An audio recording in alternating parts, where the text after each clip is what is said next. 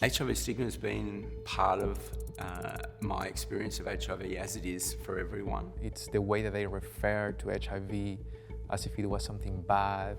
Some of the stigma I did get around my status was probably from our own community. It makes you change the way that you think about yourself. He just told me all these mean things. Some nasty things said to me about not being clean, things like that. It makes it harder to engage in things like sexual activity with people. They asked you, and if you said you were positive or undetectable, you just get a block or something like that, or just like get a backlash of them saying that you're nasty or whatever. And the constant fear that you might transmit the virus to another person in a moment of incredible closeness and intimacy. It's a very challenging psychological concept. It took me a while to put my status on there. Needing to tell family members, needing to tell friends about your HIV status and having to deal with their reactions. It's been crazy. I've lost friends, their family members that really had to distance themselves from me. People with HIV have been subject to different kinds of laws at different times, and that started pretty early on.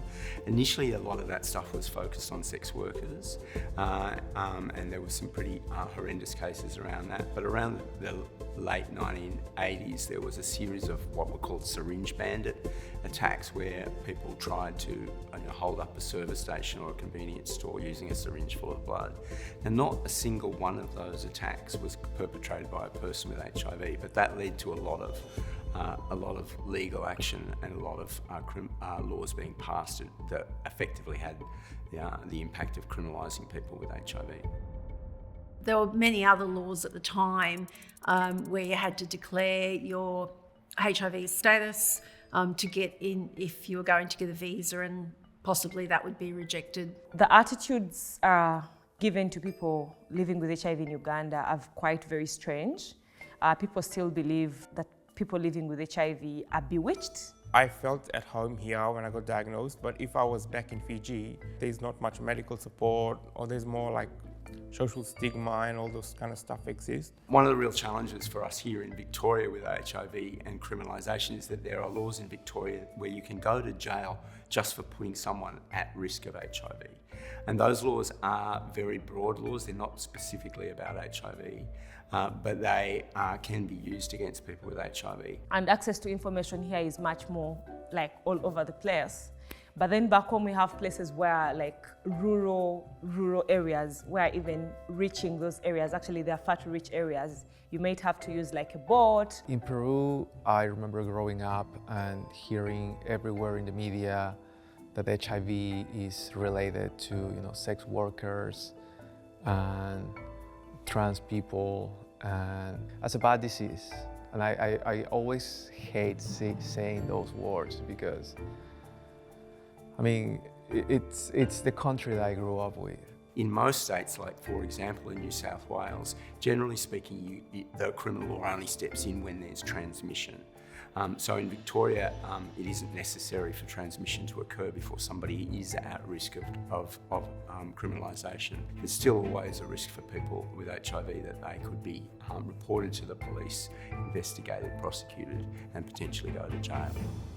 When I was diagnosed with HIV in 1995, that was before effective treatments were discovered, and it was just a really scary time. So I didn't tell too many people. First up, I only told a tiny group of very close friends. I haven't really encountered that much stigma because I just surrounded myself with people within my community that were a part of my close group, and maybe that's because I've been guarding myself from that, understanding that there is stigma out there, and I'm trying to avoid it. I did not decide to tell my family yet, like none of my family members know.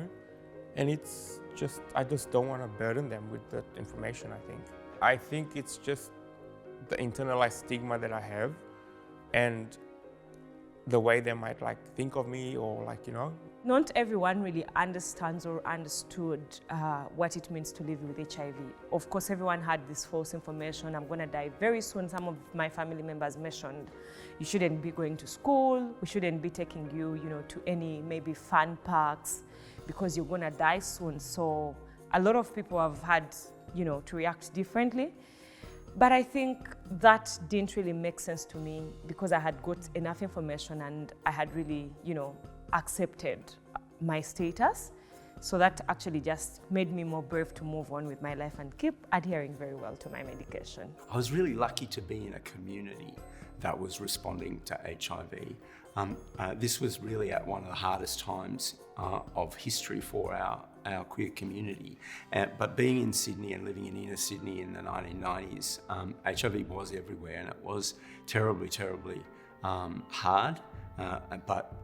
But the support networks were there. I knew that support was available when I needed it.